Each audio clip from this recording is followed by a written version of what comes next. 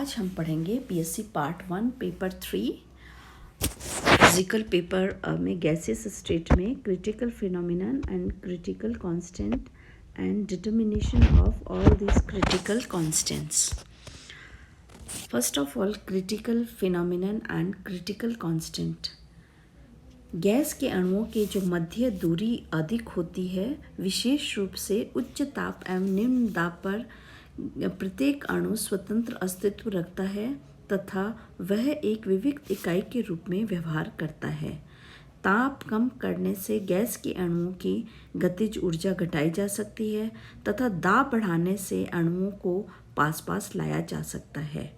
ताप यदि और कम किया जाता है तो अणु और पास आते हैं ताकि प्रबल आकर्षण बलों के कारण गैस द्रवित हो जाती है। द्रव अवस्था में पदार्थ का घनत्व अधिक, विस्कोसिटी अधिक एवं अणुओं का जो मीन फ्री पाथ होता है वह कम होता है। आणविक आकर्षण अधिक होने से अणुओं के मध्य संसंजक बल बहुत प्रबल होते हैं और वे अणुओं को एक निश्चित आयतन में सीमित रखते हैं। अतः द्रव अवस्था में अणुओं की जो गतिज ऊर्जा है वह गैसीय अवस्था की तुलना में कम होती है। इसी प्रकार गैस का दाब बढ़ने से भी उसे द्रवित किया जा सकता है। फॉर एग्जाम्पल, SO2 गैस को उच्च ताप 20 डिग्री सेंटीग्रेड पर भी द्रवित किया जा सकता है, परंतु दाब 3.24 एटमॉस्फेरिक लगाना पड़ता है। अतः दाब बढ़ाने से तथा ताप कम करने से गैसों को द्रवित किया जा सकता है। इन 1869 एंड्रूज साइंटिस्ट ने CO2 गैस के PVT संबंध का अध्ययन करके वे कंडीशंस बताई जिस पर गैस को द्रवित किया जा सकता है। गैसों को द्रवित करने में ताप का प्रभाव दाब के प्रभाव से अधिक महत्वपूर्ण होता है। एक वायुमंडलीय दाब पर हर गैस को द्रवित करना संभव है, पर यह आवश्यक नहीं कि वायुमंडलीय दाब पर प्रत्येक गैस को द्रवित किया जा सके। अर्थात प्रत्येक गैस के लिए एक ऐसा ताप होता है जिसके ऊपर गैस को द्रवित करना संभव नहीं होता है। दाब चाहे हम कितना भी बढ़ा दें, वह ताप हमारा क्रांतिक ताप अर्थात क्रिटिकल टेम्परेचर कहलाता है। वह ताप जिसके नीचे गैसों को केवल दाब लगाकर ही द्रवित किया जा सकता है, अर्थात वह ताप जिसके ऊपर गैसों को द्रवित नहीं किया जा सकता, चाहे हम दाब कितना भी लगा लें, क्रिटिकल टेम्परेचर कहलाता है। अतः critical temperature is an important phenomenon for liquefaction of gases का।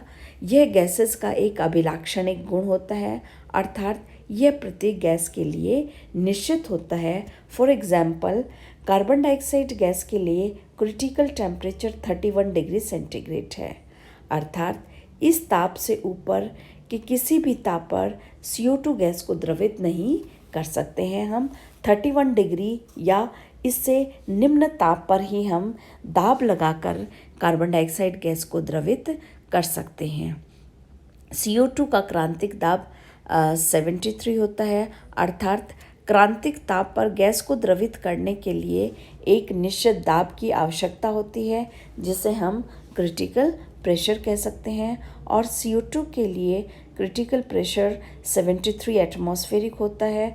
अतः CO2 गैस को 31 डिग्री सेंटीग्रेड पर कम से कम 73 एटमॉस्फेरिक दाब लगाकर हम द्रवित कर सकते हैं, और क्रांतिक ताप एवं क्रांतिक दाब पर एक मोल गैस का जो आयतन है वह क्रांतिक आयतन कहलाता है। तो CO2 का जो क्रांतिक आयतन है वह 95.7 मिलीलीटर होता है। क्रांतिक दाब तथा क्रांतिक ताप आयतन भी गैस के अभिलाक्षणिक गुण है। क्रांतिक ताप, क्रांतिक दाब और क्रांतिक आयतन को क्रमशः हम TC, PC और VC के द्वारा रिप्रेजेंट करते हैं और इन्हें क्यूमुलेटिव रूप में क्रिटिकल कांस्टेंट्स कहते हैं। Now the experimental determination of these critical constant. In critical constant को हम एक्सपेरिमेंटली कैलकुलेट कर सकते हैं क्रांतिक ताप तथा क्रांतिक दाब का जो प्रायोगिक निर्धारण है वह इस सिद्धांत पर आधारित है कि क्रांतिक ताप पर द्रव का घनत्व और संतृप्त वाष्प का घनत्व क्या है, समान हो जाता है। इस कारण से गैस तथा द्रव को पृथक करने के लिए कोई मेनिस्कस नहीं होता है। अतः प्रायोगिक निर्धारण के लिए एक उपकरण बनाया गया है जिसे चित्र 2.9 में दिखाया गया है। इसके द्वारा उन पदार्थों के क्रांतिक स्थिरांक ज्ञात किए जा सकते हैं जो कि सामान्य ताप पर द्रव अवस्था में होते हैं।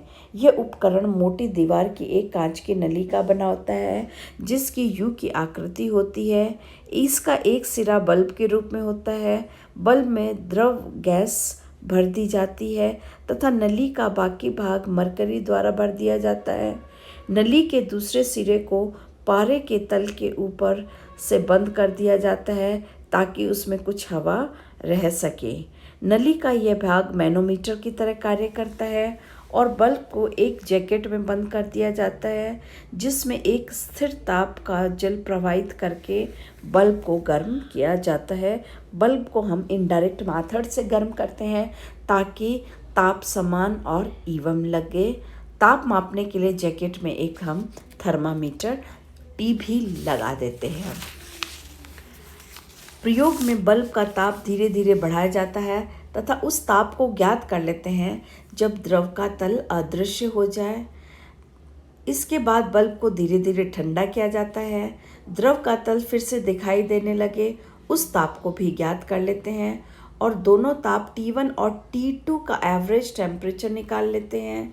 अर्थात यह जो एवरेज टेम्परेचर है यही हमारा क्रांतिक ताप होता है और इन टेम्परेचर के अगेंस्ट हम प्रेशर P1 और P2 भी नोट कर लेते हैं और इनका एवरेज वैल्यू हमारा क्रांतिक दाब होता है। क्रांतिक ताप एवं क्रांतिक दाब पर एक मोल गैस का जो आयतन होता है वो क्रांतिक आयतन होता है। वह इस विधि से ज्ञात नहीं किया जा सकता। क्यों? क्योंकि ताप तथा दाब के थोड़े से परिवर्तन से भी आयतन में बहुत अधिक परिवर्तन हो जाता है। इसलिए इसे हम कायले तथा मथायस नामक वैज्ञानिक की इनडायरेक्ट मेथड से ज्ञात करते हैं। कायले तथा मथायस का नियम या लॉ ऑफ रेक्टिलिनियर कहलाता है। लॉ ऑफ रेक्टिलिनियर द्वारा हम क्रिटिकल आयतन का मान ज्ञात करते हैं। इसके अनुसार किसी द्रव एवं संतृप्त वाष्प के घनत्वों के माध्य मानों को संगत ताप के विरुद्ध आलेखित किया जाता है जो कि एक सरल रेखा प्राप्त होती है। इसलिए इस नियम को हम लॉ ऑफ रेक्टिलिनियर डायमीटर भी या सरल रेखीय व्यास का नियम भी हम कहते हैं। यह चित्र 2.10 में आलेखित किया गया है। AC संतृप्त वाष्प तथा BC संतृप्त द्रव के घनत्वों का ताप के विरुद्ध आलेख है। ताप के बढ़ने पर दोनों के मान एक दूसरे के समीप आते हैं और क्रांतिक बिंदु C पर समान हो जाते हैं। वक्र का जो हेड है शार्प न होने के कारण बिंदु C जो है वो हम ठीक से निर्धारित नहीं कर पाते।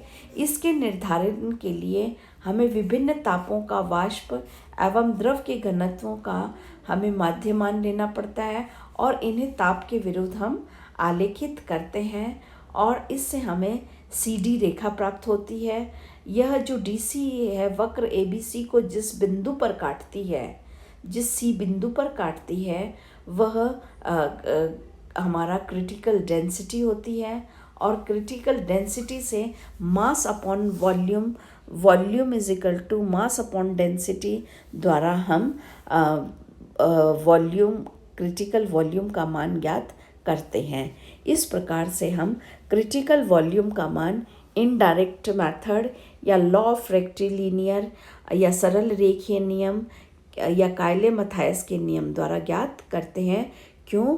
क्योंकि डायरेक्ट मेथड से ताप और दाब में बहुत कम अगर हमारा अंतर आता है तो आयतन में बहुत अधिक अंतर आ जाता है, इसलिए हम इसे इनडायरेक्ट मेथड से ज्ञात करते हैं। Thank you.